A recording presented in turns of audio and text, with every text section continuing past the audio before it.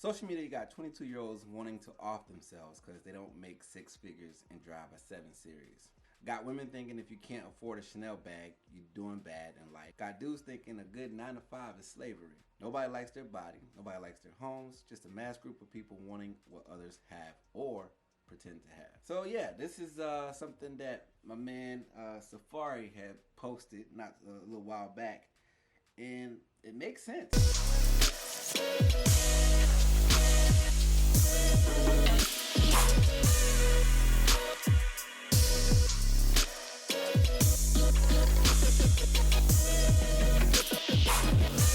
I'm not Wait, wait, sure. wait, but first we gotta tell these people. We gotta tell the people who Safari is. Some of them probably know, some of them don't. Safari is a complicated. I'm not really sure. I'm not really sure what he's famous for He's dating like a Nicki public Minaj. figure for loving hip hop. I mean, Yeah, and he like, used to date Nicki Minaj, but like oh, I he's didn't know that. That much I didn't know. yeah. I think he did at least, but he's a problematic dude. You And sure it was Nicki Minaj? you said what? You sure it was Nicki Minaj? I think That so. might be He fake news. I don't know. We're he not has entirely he has sure. some relationship with Nicki Minaj, but anyway, like people are always like criticizing him for like the way he treats his wife, and he got divorced with her after like a year and then had a kid. It was just like he a problematic dude. But in my opinion, he said something really wise there, and like social media's got like a really wicked effect on people's minds, and that's going to play a role in today's episode. The So Great yeah, Resignation. actually it is. Sorry to cut you off, but You're good. I gotta give the intro to the episode, right? So, Yes, what a sir. time to be alive! Hello and welcome to Econ Revo. I am your host Al Jamal, and I'm here with my co-host and lead writer James Williams, It's Batman, people. or AKA Batman. So, today's episode is about the Great Resignation. So, the Great Resignation, if you all don't know, was a term coined by I don't know who, but we had 4.3 million people quit their jobs in August, which is a stat given to us by the U.S. Labor Statistics. So if you need to go check it out, you are more than welcome to go do that. But 2.9%, Wait, 2.9. Al.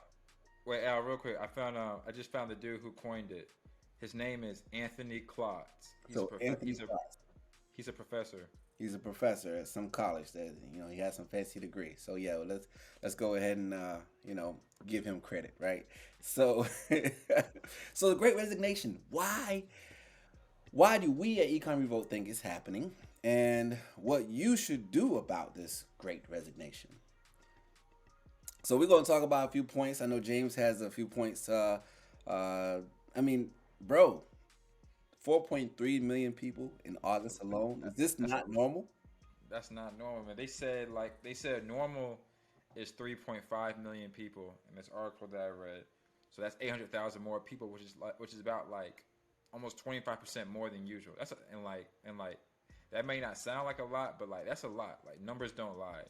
And 25% of anything. Imagine if you made 25% more money than you make right now. Oh, well, that thing would be pretty now. It'd be real. It would be pretty. That's what I'm saying. So like 25%, that's a lot. So like we have to consider that these are not normal times, and they may not be normal times for a while though.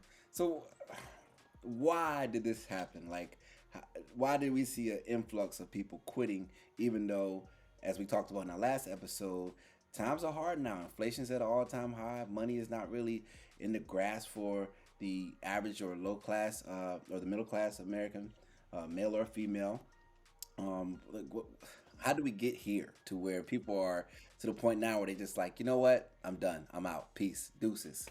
All right. So I'm going to start off with this point because of the labor market right now. Like whole industries are in flux right now, and I'm going to start with something that we all are pretty aware of: hospitals, the medical profession. We all know that COVID ran through the country like a train last year, and it really messed up a lot of things. Like it had nurses, doctors, employees at hospitals like saying, "I'm done with this. I can't do this anymore. I'm quitting." Giving up a profession. Doctors make a lot of money. Nurses make like a good like a pretty good living, especially if you live in the right city or state. And a lot of people just really said, "I'm done with it." They said F it and they walked away from it. So I what want I've been reading, to that since you're already on the topic. I don't mean to cut you off, but no problem. uh, we are now in a time where if you don't get the COVID vaccine, they will terminate your employment. That Yeah, could that be too. that could be a huge reason why that spike went up as much as it did. I know in every It's industry, possible.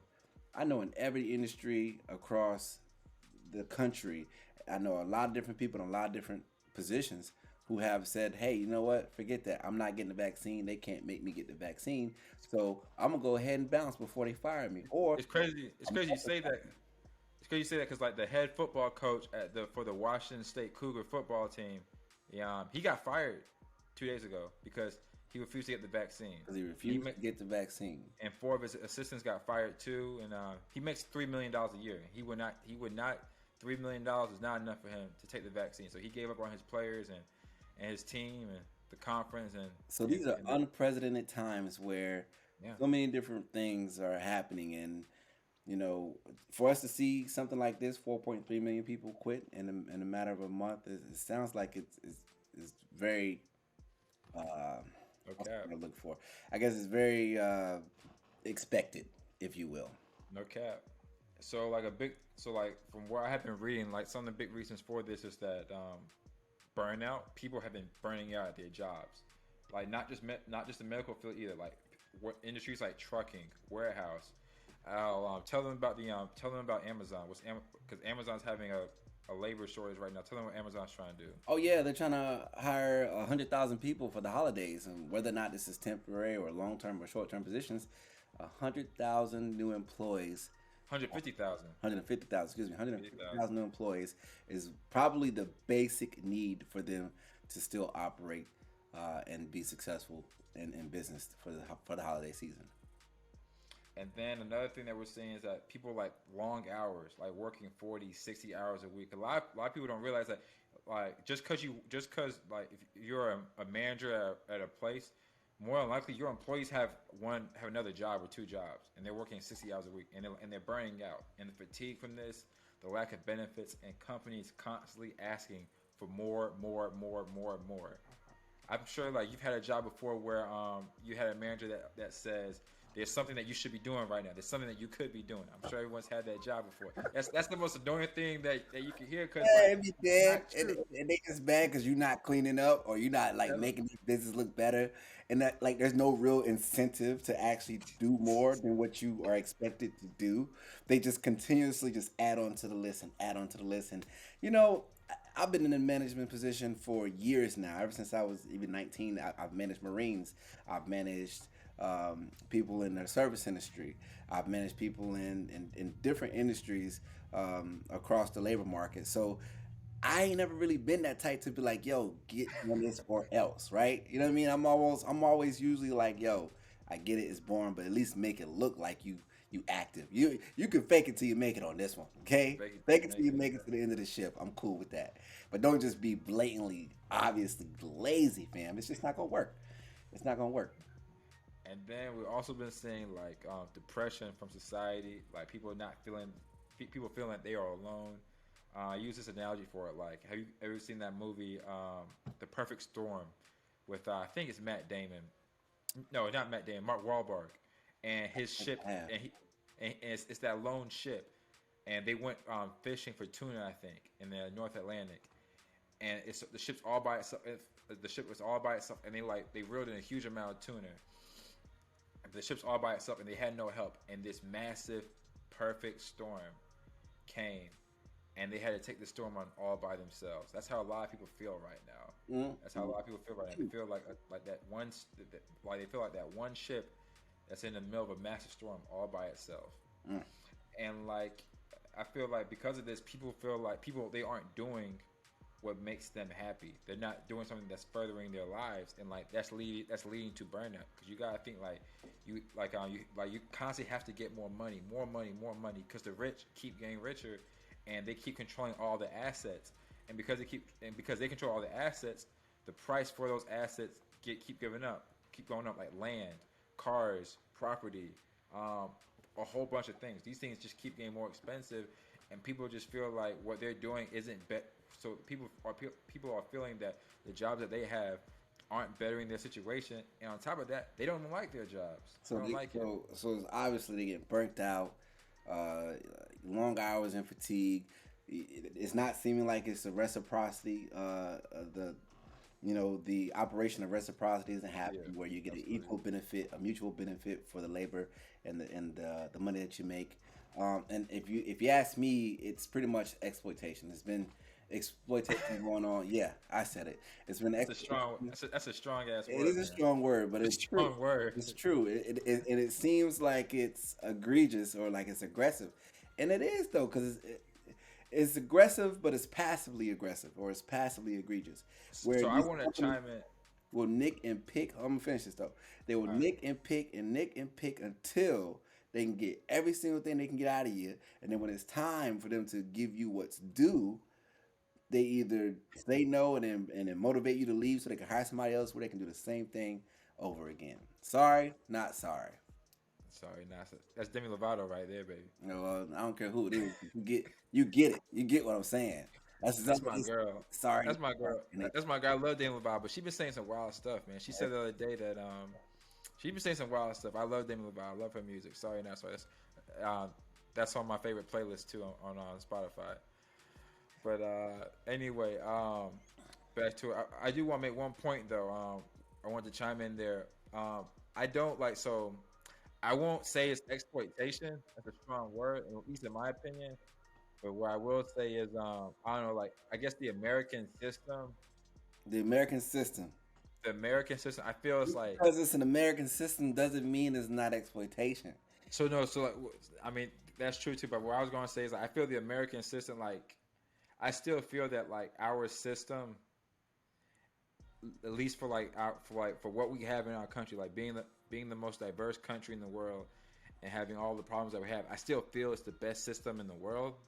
Because a lot of people will point to Europe and stuff, but like will point to Europe and say, oh, like the way European employment is, how they take care of the unemployed, they have maternal leave, they have all these things like the levels of socialism they have in their country where the state is helping people. That's all great, but there's sort of one problem. Like in Europe, Europe is like most countries in Europe are pretty homogeneous. Like especially like countries like Norway, Finland, and Scandinavia. If you don't know what homogeneous means, that means like a country that's mostly the same race, which is white.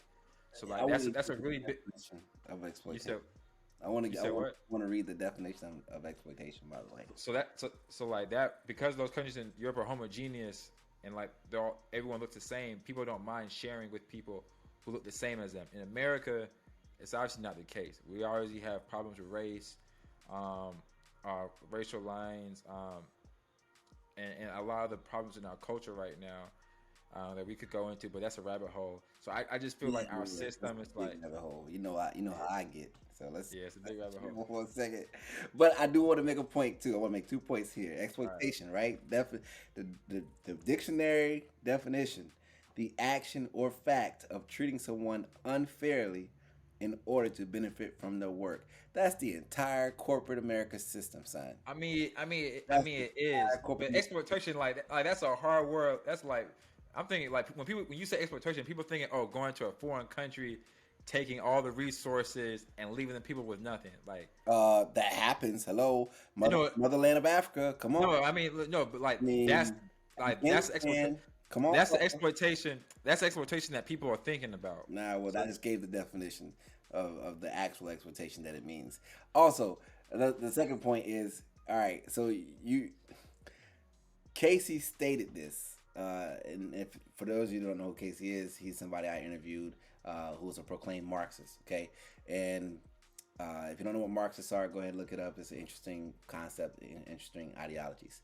But Casey stated that we are operating in an economic system that will not be sustainable for too much longer. Okay, you can also go check out the interview on YouTube at Econ Revolt. Get your popcorn, get your meal, whatever. It's gonna be a while. It's about I think it's like a 45-minute interview, but it's good, yeah, good stuff. And I believe him. I really do. I've always thought so. As I've been getting more into economics, we are not really operating in a system that will be sustainable for too much longer. This 40 hours a week for $200 or $250 on your paycheck is no longer going to cut it. You can't even buy groceries. So this is why we're seeing the Great Resignation. And honestly, Alan, what was his name? The gentleman that coined the Great Resignation. Ah The man, his professor. name's hard to Let's just call pronounce. him the professor. The The professor. professor, The professor. Anthony Klotz. Anthony Anthony Platt. Klotz. He stated that it's going to go back to normal. Is it? Is it going to go back to normal? Hell, I don't know. nah, I, I highly doubt it. I doubt it, man. I doubt it. I highly It's doubt it. I think there's this too much kid, going. There's too much going on, and yeah, like they not like even me. I'm not willing to accept the unacceptable, right? And I say even me, but I've never really been able I've never been able to accept the unacceptable. I think more now than ever, people in the younger generation or my age, we're not putting in 50 to 60 hours a week just so that we can struggle to pay our bills. It's not happening. So what is like, someone to I do? mean, so like this is why I say that Al's obviously like the He's Mr. Optimism, Mr. Optimism. I'm Batman. You know, Batman's always look. He's always gonna look at things from how it is, Pessimistic, exactly. Yeah. pessimistic. So I just gotta be real. Like, I mean, that's just life, though, man. Like, I just feel like life is not like nothing about life is fair. Life is dark. Like you suffer, you win, you lose, you die. That's really life right there. Let's hold on, Bubba. I don't disagree with you, but when you say suffer, you gotta add something else to you triumphed. Okay, I suffer. said win. I said win. Oh, okay. I You didn't, win I didn't some. hear the win You part. win Hold on. some. You lose some. You suffer. You die. That's Okay. life right there. All right. Well, yeah. Let's make sure we add that in there because life ain't always about just suffering. You learn from the suffering and you move on. So what are you supposed to do, right? In this era where it doesn't seem like these corporate entities, which they don't actually care about your well-being. They don't actually care about how much you need to make in order to really make a living, apparently. And that's a little extreme, but you know me, I'm a little extreme when it comes to certain things. All right, but I'm also going off of experience and witnessing this for myself. So what do you say, James? What are the American people to do in a time where you know especially as business owners or as a regular employee, where it seems like the labor market is just uneven right now. It's unstable. All right. It could collapse at any This is moment. I feel like it already has collapsed, and that it's just collapsing even more. all right. This is my answer to that. All right. This is my answer. I hope everyone's listening really closely right now. So listen, what I'm about to say. You are the main character in your life. Be the main character in your life. You're the main character. Because I'm sure a lot of people have heard like someone say this, or even maybe yourself has said this before. You hear people say, "Oh, they suck at everything. They're not good at anything." Or you hear someone say, "I'm only good at one. I'm only good at one thing, maybe two things." And I'm here to tell you right now that that's normal. Like that is normal for to live your life, and you're only really good at one thing. Like me myself, I would say I'm only really good at one thing. To be honest with you, I would say I'm only really good at one thing. And I think I used to think that wasn't normal, but that's pretty normal. Like most people are only good at one thing their entire life. So I would say that if you know you're good at one thing, pursue that one thing, because more likely than not, that's going to take you somewhere where you can find some type of satisfaction, excuse me, that you otherwise normally would not have had. So if you know that you are only good at video games, if you know that's really the only thing you're good at, then man, go pursue that. Go get your Twitch together, get some money, Man, so and go ahead stream do, and stream. do 'Cause, some decent stuff. think about all those people online who are making a whole bunch of money off Twitch.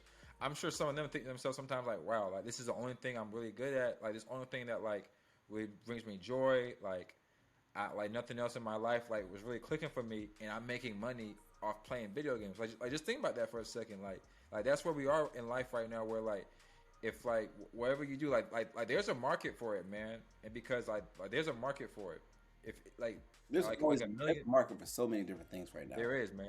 Because There's no way you can have one source of income in 2021 and believe, unless that source of income is six figures and up, okay? yeah. It can't even be 80, 90, 80 and $90,000 isn't really even enough anymore in this time to really live a extracurricular activity Yeah. filled agenda life. So yeah. Sorry, I was just going to use an example What are you gonna say? No, go ahead, go ahead. I'm listening. I was gonna use an example from like my life. So like I guess I'll tell you the one thing I think I'm really good at. I think I'm a really good writer. I'll live and die by that till the very end. I think that's what I'm really good at. And in writing, if you can sell like 1,000,000 books, man, if you like if 1,000,000 people buy your book, that is huge, man. Like that is some major stuff right there.